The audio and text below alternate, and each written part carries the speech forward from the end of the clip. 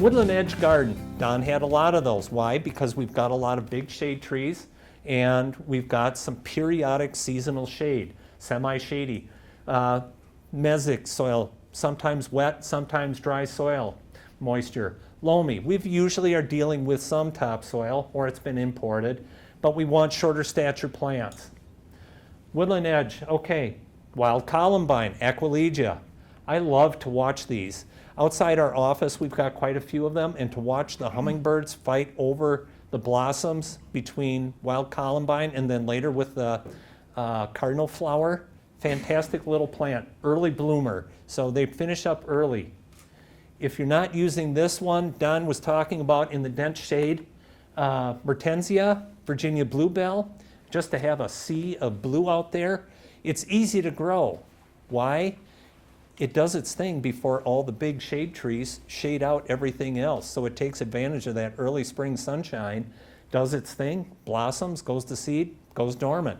Then your hostas, your ferns, everything else, your astilbes, whatever else you're growing in the shade can take over. This is an early spring. Wild Duranium, nice tidy little perennial. You can put it in sun or shade, but it is a shade plant. Nice short stature, just not as vibrant colors as some of the hybrids. Golden Alexander, a little bit taller, but again, it's also a rain garden plant. Shooting star, very short, but again, very unique flower, and the pollinators like this. Arrow-leaved aster.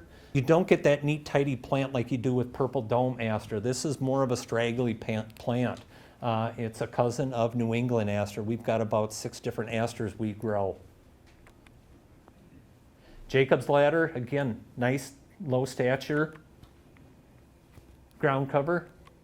Okay, you want something for a shady area, but you don't want to have a lot of expensive ground covers come in. How about sedges? There are woodland sedges, very fine textured, easy to take care of, and if it's wet or if it's dry, it's fine with that. So we have different sedges, and actually I've got some projects, one in Columbus, Ohio. We're going to do quite a bit of area with it, and it's all very shaded. They didn't want to put down the typical packy periwinkle type ground cover, and I said, well, what about a woodland sedge?